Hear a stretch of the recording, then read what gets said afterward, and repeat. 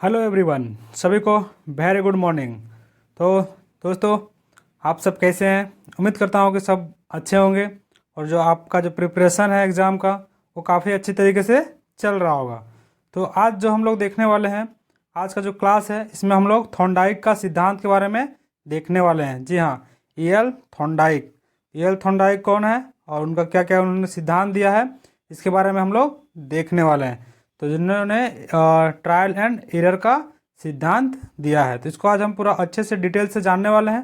तो मनोवैज्ञानिक जो बाल विकास का जो मनोवैज्ञानिक सिद्धांत है उसका कड़ी में आज हम लोग का थॉर्नडाइक का सिद्धांत है और बाकी और भी मनोवैज्ञानिक का जो सिद्धांत है उनको देखने के लिए अब हमारे चैनल में मिशन शिक्षा के प्लेलिस्ट में जाके देख सकते हैं, क्योंकि मैंने और भी जो मनोवैज्ञानिक हैं उनके बारे में काफ़ी अच्छे से डिटेल तरीके से उनके बारे में डिस्कस किया हूँ। तो उम्मीद करता हूँ कि आप वो सब देख चुके होंगे, और नहीं देखे होंगे तो नीचे जाके आप देख सकते हैं चैनल पर विजिट करके, क्योंकि उससे आपको आपके एग्ज़ाम में काफ़ी सारा बेनिफिट मिलने वाला है। क्योंकि हर एक जो टीचिंग एग्ज़ाम होते हैं उनमें काफ़ी सारे इनसे क्वेश्चन पूछा जाता है। ठीक है, तो चलिए आज का इस सीरीज में आज हम इनके बारे में जानने वाले हैं, थॉर्नडाइक का सिद्धांत के बारे में जानने वाले हैं। तो ये रहे थॉर्नडाइक साहब, जिनका इधर तस्वीर लगा हुआ है।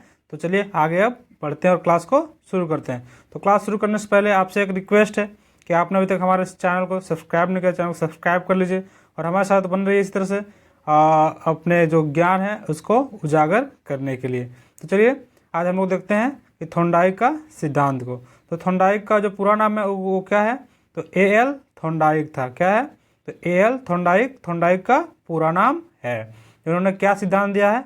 तो ट्रायल एंड एरर थ्योरी, जिसको क्या बोलते हैं? ट्रायल एंड एरर थ्योरी का सिद्धांत दिया है। तो चलिए इसका और भी हम लोग आगे विस्तार से जानने वाले हैं। तो चलिए थॉर्नडाइक का एक सामान्य परिचय देखते हैं, वो कहाँ के थे और वो क्या क्या उन्होंने कार्य किया उसके बारे में जानते हैं। इसके बाद इससे आगे चलेंगे। तो देख सकते हैं जो तो थॉर्नडाइक का पूरा नाम है वो क्या है? ईएल थॉर्नडाइक है था। क्या था? ईएल थॉर्नडाइक, जिनका पूरा नाम था। ठीक है, तो वो कहाँ के निवासी थे? क्वेश्चन आता है कि जो थॉर्नडाइक जो है वो कहाँ से बिलोंग करते हैं, वो कहाँ से थे? तो वो कहाँ से बिलोंग करते थे? वो बिलोंग करते थे अमेरिका के वैज्ञानिक थे, अमेरिका के मनोवैज्ञानिक थे। ठीक है, अगला देखते हैं, अगला पॉइंट देखते हैं कि थॉर्नडाइक एक पशु वैज्ञानिक थे। तो थॉर्नडाइक ने जो अपना जो प्रयोग किया था वो किस पे किया था?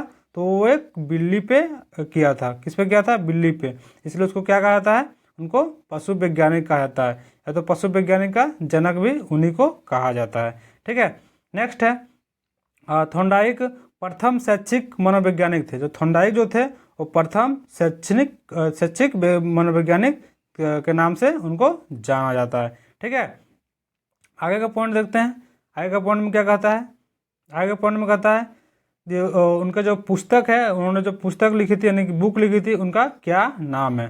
तो जो थॉर्नडाइक है उनके पुस्तक का नाम क्या है? तो शिक्षा मनोवैज्ञानिक एक पुस्तक का नाम है, और दूसरे पुस्तक का नाम है एनीवन इंटेलिजेंस। क्या है? Anyone intelligence. तो ये दो पुस्तक है उनके, उनके बारे में चर्चा करें, जो जिसमें काफ़ी सारे जो टीचिंग एग्जाम है उनमें इसका देखने को मिलता है क्वेश्चन से रिलेटेड।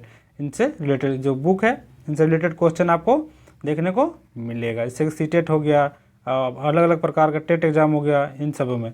चलिए आगे हम लोग जानते हैं कि थॉर्नडाइक का जो सिद्धांत है उनको अन्य किन किन नामों से जाना जाता है। थॉर्नडाइक का जो सिद्धांत है उनको अन्य नामों से भी जाना जाता है। इसको जाना जाता है थॉर्नडाइक थ्योरी ऑफ लर्निंग। क्या? थॉर्नडाइक थ्योरी ऑफ लर्निंग, जिसको अगला नाम से क्या जाना जाता है? तो प्रत्यन और भूल का सिद्धांत। क्या कहा जाता है? प्रयत्न और भूल का सिद्धांत के नाम से जाना जाता है थॉर्नडाइक का जो थ्योरी है इसको। अगला क्या नाम से जाना जाता है? तो इसका प्रयास और त्रुटि का सिद्धांत के नाम से जाना जाता है। क्या जाना जाता है? तो प्रयास और त्रुटि का सिद्धांत के नाम से जाना जाता है। अगला किस नाम से जाना जाता है? तो उद्दीपन और अनुक्रिया, उद्दीपन और अनुक्रिया के सिद्धांत के नाम से जाना जाता है थॉर्नडाइक का सिद्धांत को। नेक्स्ट नाम से क्या जाना जाता है? तो आरएस थ्योरी, या तो आरएस बॉन्ड के नाम से जाना जाता है। तो इसके बारे में आगे हम लोग भी चर्चा करेंगे। पहले अब इसको जान लेते हैं कि जो एक सिद्धांत है उनको क्या क्या अलग अलग नामों से जाना जाता है। तो अगला है जो थॉर्नडाइक का सिद्धांत है, उनका जो अगला नाम से जाना जाता है वो है संयोजनवाद का सिद्धांत। कौन सा? तो संयोजनवाद का सिद्धांत।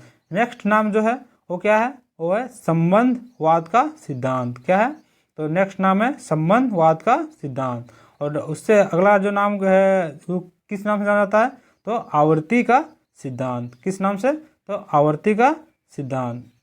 तो ये है थॉर्नडाइक का जो सिद्धांत, उनको अलग अलग नाम से जाना जाता है, जिसमें अलग अलग प्रकार के अलग अलग तरीके से क्वेश्चन पूछा जाता है एग्जाम में। जैसे कि आपको बोल दिया कि संयोजनवाद का सिद्धांत किसने दिया है, तो किसने दिया है, थॉर्नडाइक ने दिया है। या तो पूछ देगा कि आरएस थ्योरी किसने दिया है, तो आरएस थ्योरी किसने दिया है, या तो आरएस बॉन्ड किसने दिया है, तो किसने दिया है, तो थॉर्नडाइक साहब ने दिया है। या तो बोलेगा कि प्रयास एवं त्रुटि का सिद्धांत किसने दिया है, तो प्रयास एवं त्रुटि का सिद्धांत किसने दिया है, तो थॉर्नडाइक साहब ने दिया है। तो इस तरह के क्वेश्चन आपको देखने को मिलेंगे आपके काफ़ी सारे टीचिंग से रिलेटेड एग्जाम में। ठीक है, तो उम्मीद करता हूँ कि ये आप अपने कॉपी और पेन में अपने कॉपी और पेन आपके पास होगा, जिसमें आप नोट डाउन करते जा रहे होंगे। क्योंकि आप अगर नोट डाउन नहीं करते हैं तो आप स्क्रीनशॉट ले सकते हैं, आप इसको बाद में नोट डाउन कर सकते हैं। क्योंकि अगर आप एक बार सिर्फ देखते हैं तो आप इसको भूल जाइएगा, जबकि आप उसको अगर नोट डाउन करते हैं तो बाद में फिर जो शॉर्ट नोट्स बनाइएगा उसमें आप अच्छी तरीके से उसको कभी बाद में रिवीजन कीजिएगा, जिससे आपको तुरंत याद हो जाएगा कि हाँ इसने क्या सिद्धांत दिया था। तो आप शॉर्ट नोट बनाइए, बड़ा बड़ा नोट नहीं बनाना है। तो आप एक कॉपी और पेन अपने साथ जरूर रखिएगा, जिसको आप मेन जो पॉइंट है उसको लिखते जाइएगा। क्योंकि ये जो क्वेश्चन है यहीं से जो क्वेश्चन है काफ़ी सारे आपको देखने को मिलेंगे 2 से 3 नंबर के काफ़ी सारे एग्जाम में, जिससे कि आपको अपने जो लक्ष्य है, अपने जो टीचिंग बनने का जो दौड़ है, उसमें आपको काफ़ी मदद कर सकता है। तो चलिए इससे आगे चलते हैं। आगे है थॉर्नडाइक का सिद्धांत। तो थॉर्नडाइक का सिद्धांत क्या कहता है, तो थॉर्नडाइक का सिद्धांत को देखते हैं। तो थॉर्नडाइक का सिद्धांत है, तो थॉर्नडाइक के प्रयास और त्रुटि के सिद्धांत। तो थॉर्नडाइक का सिद्धांत है, उसको क्या कहता है, प्रयास और त्रुटि के सिद्धांत दिया है। उन्होंने किसने दिया है, तो थॉर्नडाइक साहब ने क्या दिया है, प्रयास और त्रुटि का सिद्धांत दिया है। इसमें वे सोचते थे कि अगर किसी की उत्तेजना बढ़ा दे तो वह उसके प्रति अनुक्रिया करेगा। उसका कहना है कि अगर हम किसी काम को करने के लिए उत्तेजना उसको बढ़ा दें, तो अभी जिसे हम लोग समझेंगे, अभी इनका जो प्रयोग था वो बिल्ली पे था। क्या पे था, बिल्ली पे था। तो बिल्ली को भूखी रखे थे, क्या रखे थे, भूखी रखे थे। तो बिल्ली भूखी थी तो उसको क्या हो गया, बिल्ली की उत्तेजना बढ़ गई, खाना खाने की उत्तेजना बढ़ गई, तो अपने जो हाथ पैर मारना शुरू कर दी, इधर दौड़ना शुरू कर दी। इसके बारे में हम डिटेल से जानने वाले हैं फिगर के माध्यम से। तो पहले इसको थोड़ा सा समझ लेते हैं, इसके बाद आगे चलते हैं। तो यही कहना है इसमें, वे सोचते थे कि अगर किसी की उत्तेजना बढ़ा दे तो वह उसके प्रति अनुक्रिया करेगा, और जब बार बार अनुक्रिया दोहराएगा तो वह कुछ ना कुछ अवश्य सीखेगा। यानी इसके कहने का मतलब है कि आप बार बार गलती कीजिएगा, बार बार गलती कीजिएगा, तो वो गलती से भी कुछ धीरे धीरे सुधार होते होते कुछ ना कुछ आपको सीखने को मिलेगा। जैसे कि एग्जाम्पल के लिए है, जैसे कि अभी हमारे काफ़ी सारे मित्र, हमारे काफ़ी सारे जो छात्र हैं वो अभी सीटेट का तैयारी कर रहे होंगे।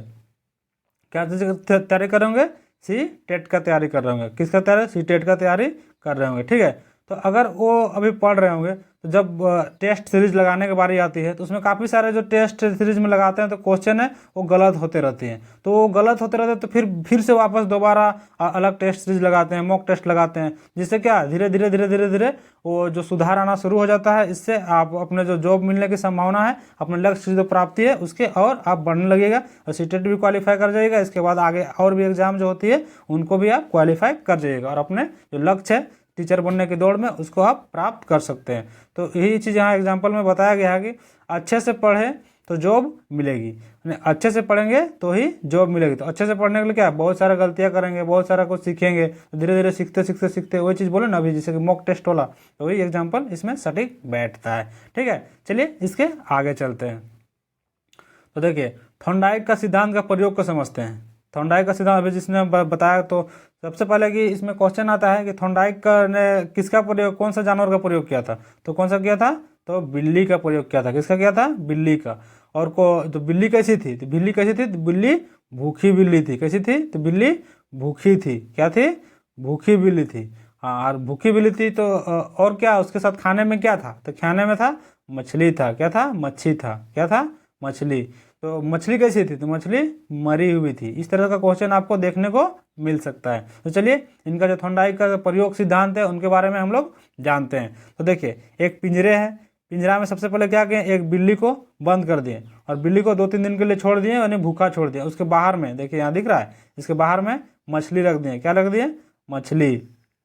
उसमें बाहर में क्या रख दिए, तो मछली रख दिए, जो कि मछली क्या है, मरी हुई मछली है। तो इसको भूखे छोड़ दिए बिल्ली को अंदर में, और पिंजरा जो है वो बंद कर दिए। तो आप देखे होंगे कभी चूहा मारने वाला पिंजरा होता है या बिल्ली फंसाने वाला पिंजरा होता है, तो उसमें देखिए एक लीवर होता है, ठीक है। तो बिल्ली जो थी वो भूख के मारे पूरा एकदम इधर से उधर पूरा एकदम यहाँ पे अंदर में इधर उधर मतलब अपने दौड़ लगाना शुरू कर दी। इधर कभी जाती है, कभी इधर जाती है, कभी उधर जाती है, पूरा परेशान हो जाती है भूख के मारे, क्योंकि उसको क्या चाहिए, खाना चाहिए। तो खाना चाहिए, तो जो जबकि खाना कहाँ है, उसके बाहर में रखा हुआ है। तो जब तक वो बाहर नहीं निकलेगी तब तक क्या उसको खाना मिल पाएगा, तो नहीं मिल पाएगा। तो वो अपना जो प्रयास है वो जारी रखती है इधर उधर चलने का, क्योंकि उसको पता नहीं था कि यहाँ से कुछ करने से खुलेगा। तो एक बार अचानक जो ये लीवर दिख रहा है यहाँ पे, जो लीवर है, जो कोई भी पिंजरा को गेट जो है, गेट को खोलने के लिए यदि ऊपर से लगाया हुआ है लीवर, तो लीवर है, तो ये जो लीवर है, जो इसमें एक बार गलती से पैर चल जाता है बिल्ली का, तो जो पैर चल जाता है उस समय ये जो है गेट खुल जाता है। जो ये गेट जो है ना, ये ओपन हो जाता है। क्या हो जाता है, ओपन हो जाता है। और बिल्ली जो है, लेकिन बहुत प्रयासों के बाद, बहुत इधर उधर होने के बाद, तो बिल्ली जो है बाहर निकल जाती है और खाना को खा लेती है, ठीक है। जब ये तो फर्स्ट बार हो गया। जब दूसरी बार फिर से वापस को पिंजरे में कैद कर दिया जाता है, तो फिर से वापस बिल्ली इधर उधर होना शुरू कर देती है यहाँ पिंजरे के अंदर में। तो फिर जो पहले जितना समय लगा था उससे कम समय में ही लीवर को वो टच कर देती है और फिर से वापस बाहर निकल जाती है। तो इसी तरह से बार बार करने से जो बिल्ली है, जो उसको समझ में आने लगा कि नहीं, ये जो लीवर है इसको सिर्फ टच करना है तो गेट खुल जाएगा और हम अपने लक्ष्य की प्राप्ति कर सकते हैं, यानी हम मछली तक पहुंच सकते हैं। तो जिसके जरिए हम जो अपना खाना है खा सकते हैं। अब बाद में एक समय ऐसा आया कि अगर ये जो थॉर्नडाइक साहब जो थे, उन्होंने बिल्ली को बंद कर दिया और जो खाना रख दिया, जो जैसे ही बंद करके उन्होंने खाना रख दिया, वो फटाक से आती थी और जो लीवर है उसको दबा दे, घूमना इधर उधर घूमना छोड़ दी और डायरेक्ट आई और लीवर को दबा दी और वो बाहर निकल के अपना को खाना खाने लगी। तो इससे ये सीख मिला कि जो प्रयत्न और भूल का सिद्धांत, इन्हीं को ये दिया, प्रयत्न और भूल का सिद्धांत, उन्हीं को वो कहे थे, ठीक है। तो चलिए इसके बारे में भी देखिए, यहाँ पे जो कुछ देर पहले भी हम लोग बताए थे, देखिए प्रयास और त्रुटि का सिद्धांत, ठीक है, प्रयत्न और भूल का सिद्धांत। तो ये सब सिद्धांत इसी से मेल खाती है, क्योंकि जब उसको पता चल गया कि नहीं एक बार यहाँ पे करेंगे तो हम गलती करेंगे, पहले तो गलती पूरा कर रही थी लेकिन धीरे धीरे उसको सुधार हो गया तो पूरी तरह से सुधार हो गया, उसी के बारे में उन्होंने कहा है। तो देखिए इसी के बारे में यहाँ पर लिखा हुआ है, जो समझाएं उसी को लिखा हुआ है। तो चलिए एक बार पढ़ देते हैं, ठीक है। देखिए, थॉर्नडाइक ने अपने प्रयोग में भूखी बिल्ली और एक मरी मछली उपयोग किया था। तो अपने प्रयोग में क्या किया था, एक बिल्ली का उपयोग किया था, और एक मछली का उपयोग किया था। इसमें क्या किया था, इसमें बिल्ली को, इसमें कलर थोड़ा चेंज कर लेते हैं। इसमें जो है क्या किया था, इसमें बिल्ली को एक पिंजरे में बंद कर दिया और मछली को बाहर रख दिया था, ठीक है। बिल्ली भूख के मारे अपनी प्रतिक्रिया करने लगी, यानी प्रतिक्रिया इधर उधर अपना होने लगी।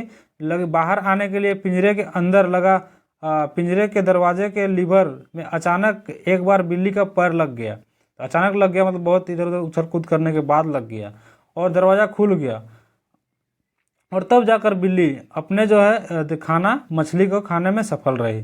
तो यही चीज़ जो अभी कुछ देर पहले बताएं आपको ऊपर में फिगर के माध्यम से, वही चीज़ यहाँ पे बता लिखा हुआ है। और जब बिल्ली एक बार जान गई कि लीवर दबाने से गेट खुलता है, तो बाद में बिल्ली को बाहर निकलने में समय नहीं लगने लगा। तो धीरे धीरे जो उनका बिल्ली को पता चल गया कि नहीं, ये जो लीवर है उसको दबाने से ये गेट को खुल जाता है, जिससे हमको बाहर निकलने में आसानी हो जाएगी।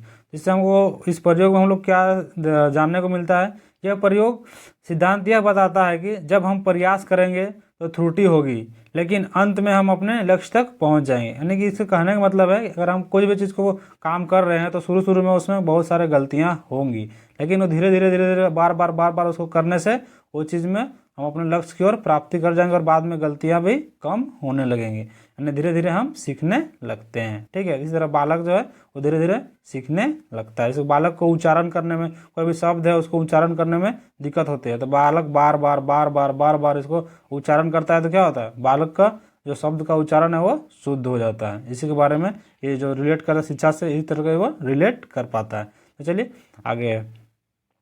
थॉर्नडाइक ने 2 नियम दिए थे। थॉर्नडाइक का कितने नियम दिए थे? तो थॉर्नडाइक ने 2 नियम दिए थे। तो एक क्या है मुख्य नियम और दूसरा क्या है गौण नियम। तो मुख्य नियम जो है उसमें भी 3 पार्ट है। मुख्य नियम में कितने पार्ट है? 3 पार्ट है। गौण नियम में कितने पार्ट है? तो 5 पार्ट है। तो इसको भी याद रखिएगा कि थॉर्नडाइक ने सबसे पहले कितने नियम दिए थे? तो 2 नियम दिए थे। कौन सा? एक है मुख्य नियम, दूसरा है गौण नियम। तो इसमें मुख्य नियम के कितने भाग हैं? तो मुख्य नियम के 3 भाग है, जबकि गौण नियम के कितने भाग हैं? तो गौण नियम के 5 भाग है। तो चलिए आइए इस सब के बारे में आगे विस्तार पूर्वक हम लोग इसको जानते हैं कि आखिर में किसमें क्या कहा गया है। ठीक है, तो मुख्य नियम है। मुख्य नियम में क्या क्या? मुख्य नियम 3 नियम है। तो मुख्य नियम का प्रकार है क्या है? उसमें से 3 है। मुख्य नियम का भी प्रकार क्या है? 3 है। थॉर्नडाइक नियम का प्रकार कितने हैं? 2 है। तो थॉर्नडाइक नियम के 2 प्रकार में से एक प्रकार मुख्य नियम का प्रकार कितना है? तो 3 प्रकार है। तो उसी को हम लोग जानते हैं। तो सबसे पहला क्या है? अभ्यास का नियम। क्या है? अभ्यास का नियम। फिर दूसरा क्या है? तत्परता का नियम। क्या है? इसके बाद तीसरा क्या है? तीसरा है प्रभाव या परिणाम का नियम। तो चलिए इस सब के बारे में डिटेल से थोड़ा थोड़ा करके हम लोग समझते हैं कि इसमें कहता क्या है। कि हम लोग इसमें जो तत्परता या अभ्यास है या प्रभाव है, इसमें हम लोग को क्या कुछ सीखने को मिलेगा। तो देखिए सबसे पहले आते हैं हम लोग अभ्यास का नियम में। तो अभ्यास का नियम में आते हैं। तो अभ्यास का नियम में क्या कहता है? तो यह नियम बताता है कि किसी काम को हम जितना अभ्यास करेंगे उसे उतना ज़्यादा हम ही सीखेंगे। यानी इसके कहने का मतलब है कि हम अगर किसी काम को जितना अभ्यास करेंगे उसको हम उतना ही अच्छा से सीखेंगे। एग्जाम्पल के लिए लेते हैं कि हम टाइपिंग करते हैं। क्या करते हैं? टाइपिंग करते हैं। किसमें? कीबोर्ड में। किसमें? कीबोर्ड में। तो अगर कीबोर्ड में हमको टाइपिंग करना है तो क्या अगर हम एक बार टाइपिंग करेंगे तो हम उसको सीख जाएंगे? नहीं, बिल्कुल नहीं। तो उसको थोड़ा सा सीख जाएंगे, लेकिन उसमें हम अगर बार बार अभ्यास करेंगे। आप कभी देखे होंगे कहीं पे कोई टाइपिस्ट को, तो उन्होंने बिना देखे कि जो कीबोर्ड को बिना देखे पूरी तरीके से पूरा फास्ट तरीके से वो टाइपिंग कर लेते हैं। तो कैसे? वो अभ्यास के जरिए ही हुआ है। वो अभ्यास से ही वो चीज़ वो सीख पाए हैं। ठीक है, तो ये चीज़ें इसका थर्ड एग्जाम्पल है। अगला है तत्परता का नियम। तत्परता का नियम क्या कहता है? यह नियम बताता है कि किसी काम को करने के लिए हम जितने तत्पर रहेंगे उतना जल्दी ही सीखेंगे। यानी कि ये जो कहता है कि तत्परता का नियम, अगर हम कोई काम को कर रहे हैं तो हम उसमें कितना फोकस होकर कर रहे हैं, उसमें हम कितना ध्यान लगा के कर रहे हैं। तो जितना हम उसमें ध्यान लगाएंगे, जितना उसमें फोकस रहेंगे, उस तरीके से हम उसमें सीखेंगे। जैसे कि एग्जाम्पल लेते हैं, हम गाड़ी चलाना ले रहे हैं। ठीक है, अगर हमको बाइक चलाना नहीं आती है, तो अगर हम उस बाइक को चलाएंगे तो क्या अगर कभी कभी करके चलाएंगे तो क्या सीख पाएंगे?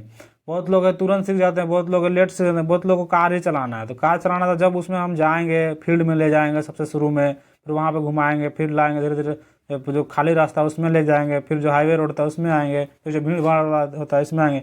अब लगातार तो नहीं ना आ सकते हैं डायरेक्ट कि भीड़ भाड़ में आकर चला देंगे, तो उसको किसी को ठोक दीजिएगा। तो ये चीज़ कहता है कि अगर हम कोई भी चीज़ को एकदम अपने ध्यान केंद्रित करके करेंगे या फिर जो फोकस होकर करेंगे, तो उसको हम तत्परता के नियम के अनुसार हम बहुत ही जल्दी उसमें सीख सकते हैं। अलग क्या करता है? तीसरा जो है उसमें क्या कर रहा है तीसरा में? तो प्रभाव का नियम। तो प्रभाव का नियम या तो परिणाम का नियम, इसमें क्या कहता है? यह नियम बताता है कि यदि सीखना संतोषजनक हो तो सीखना तीव्र हो जाता है, और यदि सीखना असंतोषजनक हो तो सीखना संभव नहीं है। यानी अभी एक गाड़ी का एग्जांपल लेते हैं। अगर गाड़ी सीखना है, अगर हमको सीखने में अगर मज़ा आता है, इंटरेस्टिंग आता है, उसमें हमको मन लगता है, तो उसको हम लोग क्या कहते हैं? संतोषजनक कहते हैं। अगर हमको सीखने में मन नहीं है, बोलेंगे नहीं हमको गाड़ी नहीं चलाना, हम दूसरे के ही में चल जाएंगे, या तो भाड़ा गाड़ी में जहाँ पे मन करेगा वहाँ पे हम चल जाएंगे। तो ये क्या है? अगर आपको उसमें जिज्ञासा है, उसमें आपको मन है, तो आपका जो सीखने का जो क्षमता है वो 2 गुना स्पीड हो जाएगा। जबकि अगर आपको मन नहीं है तो आपको एक स्पीड से नॉर्मल से भी आपको 1.5 आ जाएगा, या तो उससे भी नीचे का स्पीड में आप उसको सीखिएगा और उसको लगभग नहीं सीख पाइएगा, क्योंकि उसमें आप जब तक फोकस नहीं हो तब तक नहीं सीख पाइएगा। तो यही चीज़ इसमें कहा गया है। तो सीखना थॉर्नडाइक ने इस नियम में किसको जोड़ दिया, महत्व दिया? तो इसमें पुरस्कार को और दंड को दिया।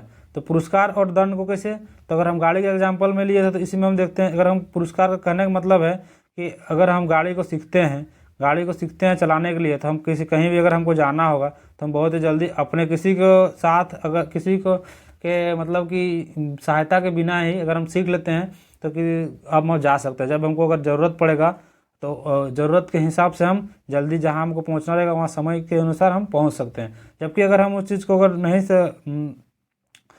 नहीं सीख पाते हैं तो उसमें क्या होगा, दंड की भावना यानी क्या, आपको डर रहेगा कि नहीं जाएंगे तो एक्सीडेंट हो जाएगा, या फिर जाएंगे तो गिर जाएंगे, सीखेंगे तो गिर जाएंगे। इस तरह का एग्जाम्पल के जरिए समझा सकता है, यानी उसमें डर की भावना। यानी कि बच्चे जो स्कूल में पढ़ाते हैं, मतलब पढ़ते हैं, तो उसमें थॉर्नडाइक साहब का ये जो सटीक बैठेगा अगर पुरस्कार, अगर कोई भी चीज़ बच्चा अगर अच्छा कर रहा है, अगर कुछ पढ़ने में कोई अच्छा है, उसको थोड़ा सा अगर टीचर के द्वारा सहानुभूति दिया जाए या कोई थोड़ा सा अच्छा बात बोल दिया जाए, पुरस्कार दिया जाए, तो बच्चा जो क्या है, बच्चा और भी तेज गति से उसको सीखने का कोशिश करेगा। जबकि दूसरा बच्चा क्या करता है, दूसरा बच्चा अगर थोड़ा सा नहीं जानता है, टीचर उसको दंड दे रहा है, उसको मार रहा है या फिर उसको मुर्गा बना रहा है, तो बच्चा का जो सीखने की क्षमता है वो धीरे धीरे और भी कम हो जाएगा। क्योंकि वो चाहेगा नहीं, हमको तो शिक्षक ऐसे करते हैं वैसे करते हैं, उसके दिमाग में कुछ और चलेगा और उसका जो क्षमता है वो धीरे धीरे कम होने लगेगा, उनका जो रुचि है पढ़ाई के प्रति वो कम होने लगा। तो इसी चीज़ को थॉर्नडाइक ने इस नियम के अनुसार पुरस्कार और दंड को महत्व दिया है। ठीक है, चलिए अगला नियम को देखते हैं। तो जो थॉर्नडाइक का नियम था उसमें फर्स्ट नियम क्या था, तो फर्स्ट नियम था आपका मुख्य नियम था, जिसको हम लोग प्राथमिक नियम भी कहते हैं। दूसरा क्या था, तो दूसरा था गौण नियम। क्या था, गौण नियम, जो कितने प्रकार होते हैं, तो होते हैं 5 प्रकार के। ठीक है, कितने प्रकार के, तो 5 प्रकार के। तो देखते हैं पहले कि वो कौन कौन सा 5 प्रकार होता है। तो बहु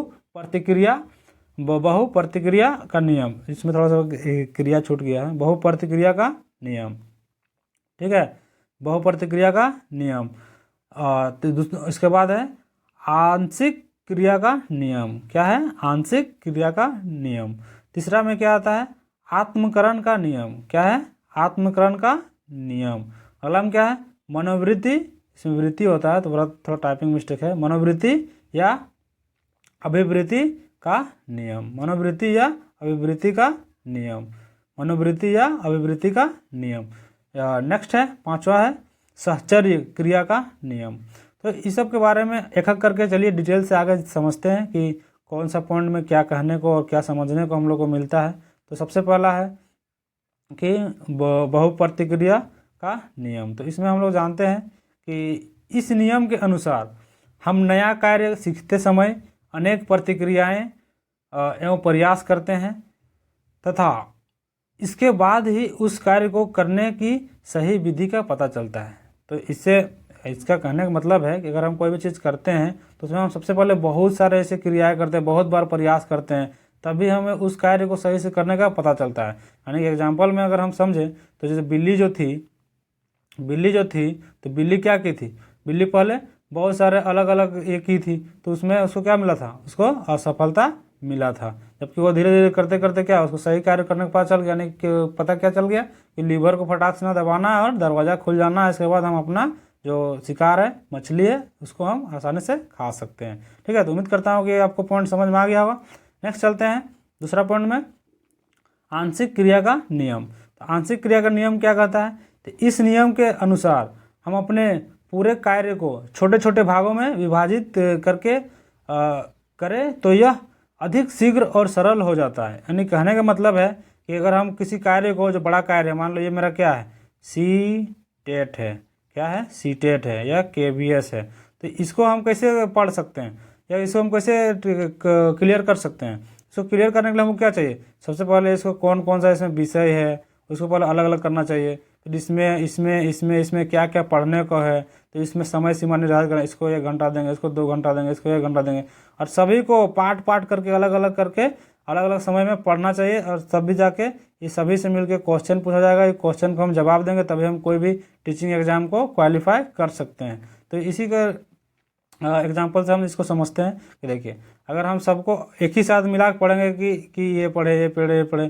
तो मिक्स हो जाएगा, जिसको हमको जो अपना जो लक्ष्य है उसको प्राप्त करने में काफ़ी समय लग सकता है। जबकि हम इसको सिलेबस को समझेंगे कि इसमें क्या है, इसमें क्या है, इसमें क्या है, इसमें क्या है, यानी कि जो बाल विकास में हमको क्या पढ़ने को मिलेगा, मैथ और साइंस है उसमें क्या पढ़ने को मिलेगा, SST में क्या हमको पढ़ना है, हिंदी में क्या पढ़ना है, इंग्लिश में क्या पढ़ना है, इस सब चीज़ को अलग अलग तरीके से पढ़ के फिर आखिरी में जाके आप मॉक टेस्ट लगेगा, तभी जाके आप अपने जो कार्य है, अपने जो लक्ष्य है उसको अच्छी तरीके से प्राप्त कर सकते हैं। तो वही चीज़ इसमें कहा गया है, इस नियम के अनुसार हम अपने पूरे कार्य को छोटे छोटे भाग में विभाजित करते करके करे तो अधिक शीघ्र और सरल हो जाता है।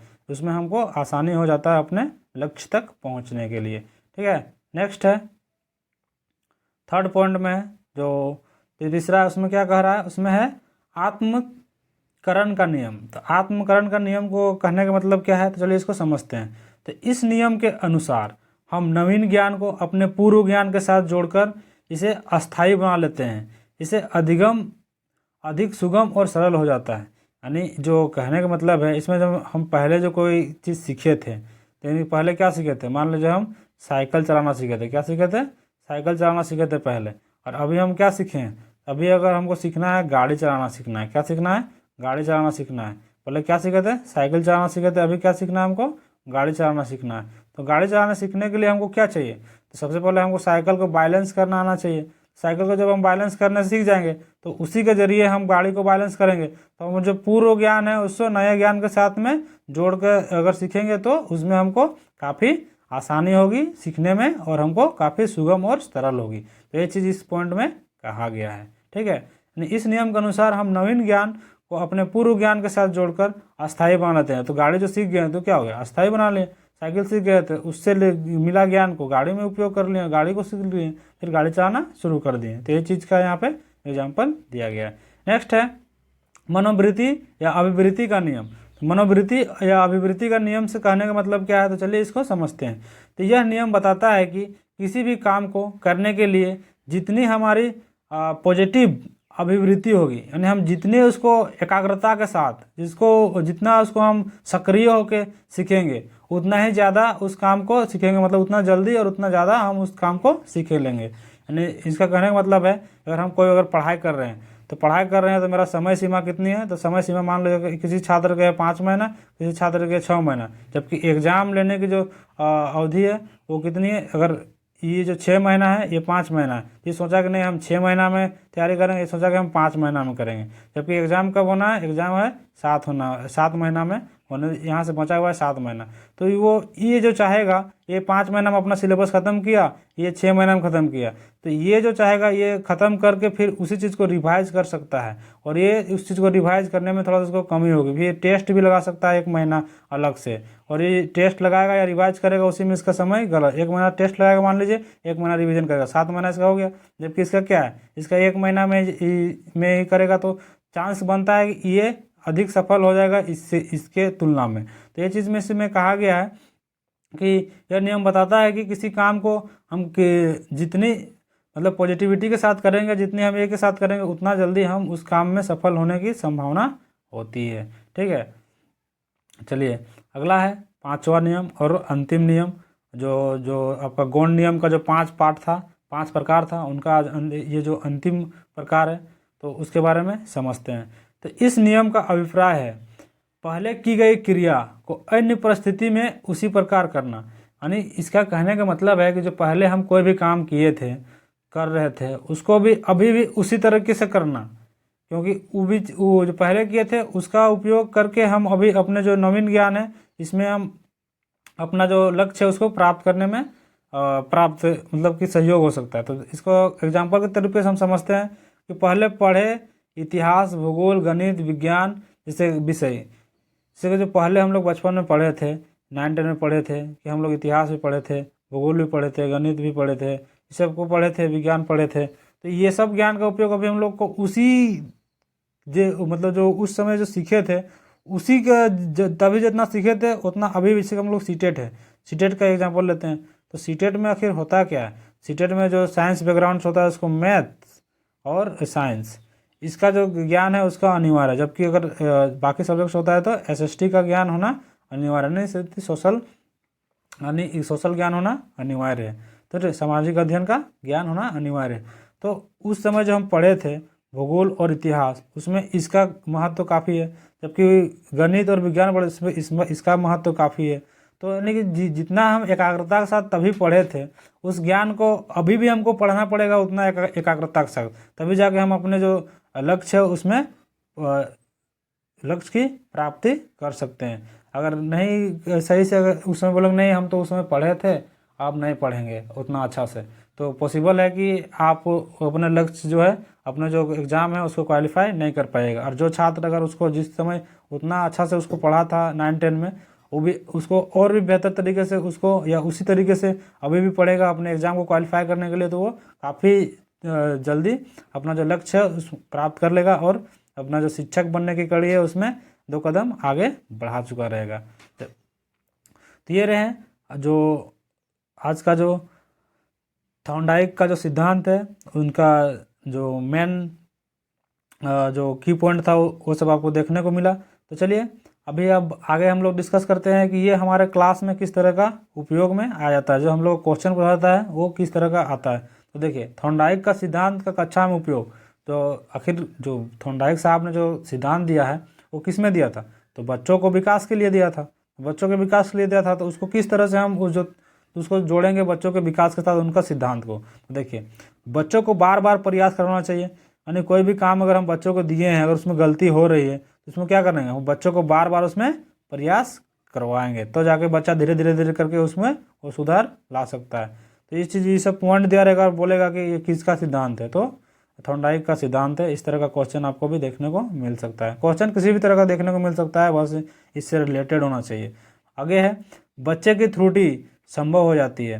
नेक्स्ट है शब्दों का शुद्ध उच्चारण बालक इस सिद्धांत के जरिए सीखता है। देखिए इसे कहने का मतलब है कि शब्दों का शुद्ध उच्चारण, जब बच्चे को जब शुरू में पढ़ाया जाता है तो शब्दों को अच्छा तरीके से नहीं बोल पाता है, जबकि वो उस शब्द को अच्छा तरीके से कब बोल पाता है, तो वो धीरे धीरे धीरे करके उस शब्द को बार बार बोलता है, अपने सहपाठियों के साथ दोहराता है। देखिए आजकल देखते होंगे बच्चे को खड़ा करके उसको बोलने के लिए कहा जाता है, बाद में पीछे सभी बच्चे ज़ोर ज़ोर से उस शब्द को दोहराते हैं। तो उस तरह का से सुन के या तो उसको पढ़ के समझ के शब्दों का जो शुद्ध उच्चारण है बालक इस सिद्धांत के जरिए ही सीखता है।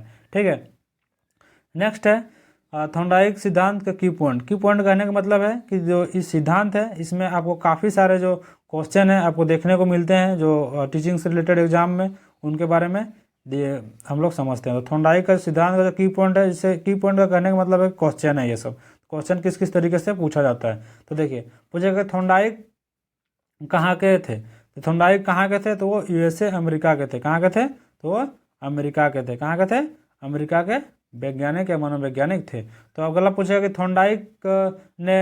थॉर्नडाइक ने जो सिद्धांत दिया था वो कितने प्रकार का सिद्धांत दिया, जो थॉर्नडाइक का सिद्धांत के प्रकार कितने हैं, तो कितने प्रकार हैं, तो वो 2 प्रकार है। ठीक है, अगला पूछेगा कि थॉर्नडाइक के जो 2 प्रकार कौन कौन से हैं, मुख्य और गौण है। जबकि अगला पूछेगा कि जो मुख्य नियम है थॉर्नडाइक का उसमें कितने प्रकार है, मुख्य नियम के कितने प्रकार है, तो मुख्य नियम कितने प्रकार है, 3 प्रकार है। कितने प्रकार है, 3 प्रकार है। जबकि अगर अगला पूछेगा कि जो थॉर्नडाइक का नियम जो दूसरा नियम है उसमें जो गौण नियम है उसमें कितने प्रकार है, तो उसके अंदर में कितने प्रकार है, उसमें 5 प्रकार है। कितने प्रकार है, 5 प्रकार है। अगला है थॉर्नडाइक ने अपने प्रयोग में किसका उपयोग किया था, तो थॉर्नडाइक ने अपने प्रयोग में जानवर का उपयोग किया था। किसका उपयोग किया था, जानवर का। अगला क्वेश्चन है कि थॉर्नडाइक ने अपने जो प्रयोग है उसमें किस जानवर का उपयोग किया था, उसमें बिल्ली का उपयोग किया था। इसमें भूखी बिल्ली का उपयोग किया था। और भी किसका उपयोग किया था, और मरी मछली का उपयोग किया था। ठीक है, अगला क्वेश्चन है जो थॉर्नडाइक है उनको कौन सा विज्ञान का जनक कहा जाता है, तो थॉर्नडाइक जो है उनको पशु मनोवैज्ञानिक के जनक या तो पिता कहा जाता है। यानी थॉर्नडाइक को क्या कहा जाता है, पशु मनोवैज्ञानिक या तो के जनक या तो पिता कहा जाता है उनको। ठीक है, अगला है, अगला समझते हैं। जो प्रथम सीखने या सीखने का नियम, यानी प्रथम सीखने का थॉर्नडाइक नियम या तो फिर सीखने का नियम किसने दिया है, तो थॉर्नडाइक ने दिया है। तो प्रथम सीखने का नियम किसने दिया है, तो थॉर्नडाइक ने दिया है। तो सीखने का नियम किसने दिया है, तो थॉर्नडाइक ने दिया है। नेक्स्ट क्वेश्चन है, नेक्स्ट क्वेश्चन आपको देख सकता है, ये दिया रहेगा कि आरएस बॉन्ड किसका सिद्धांत है। तो आरएस बॉन्ड किसका सिद्धांत है, आरएस बॉन्ड किसका सिद्धांत है, तो थॉर्नडाइक का सिद्धांत है। ठीक है, नेक्स्ट है जो थॉर्नडाइक ने बुद्धि का बहुकारक सिद्धांत दिया है। थॉर्नडाइक ने बुद्धि का बहुकारक सिद्धांत दिया है। ये जो क्वेश्चन है ये इस जो टॉपिक है इससे अलग हट के है, बट ये आपको जब बुद्धि पढ़ाएंगे उस समय आपको ये चीज़ देखने को मिलेगा।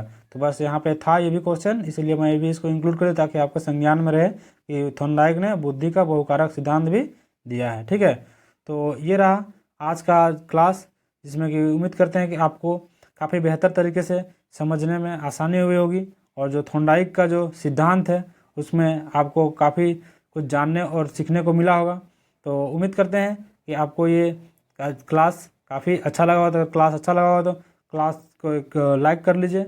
और हमारे चैनल मिशन शिक्षा पे अगर आप नए हैं तो मिशन शिक्षा को सब्सक्राइब कर लीजिए और हमारे साथ इस तरह से बने रहिए। अपने जो तैयारी है उसको अच्छी तरीके से, प्रभावी तरीके से और भी बेहतर बनाने के लिए, तो अपनी तैयारी को बेहतर बनाने के लिए हमारे साथ जुड़े रहें। यानी तो चलिए, और आपने आज के बाद और भी क्लासेस जो हुई हैं और भी मनोवैज्ञानिक के जो सिद्धांत है उनको अभी तक आपने अगर नहीं देखा है तो जो आपको प्लेलिस्ट के माध्यम से आपको डिस्क्रिप्शन में, और जो आपका जो ये एग्ज़ाम से रिलेटेड और भी क्वेश्चन है जो कि आपको देखने को मिलेंगे इस चैनल के माध्यम से। तो ये सभी मनोवैज्ञानिक का जो सिद्धांत है उसका प्लेलिस्ट बना दिए हैं, तो आप वहाँ जाके सभी के बारे में देख सकते हैं और अपने जो तैयारी है उसको बेहतर बना सकते हैं। तो चलिए, आज के लिए बस इतना ही, फिर मिलते हैं एक नए फ्रेश टॉपिक के साथ। तभी के लिए बाय बाय, जय हिंद, वंदे मातरम।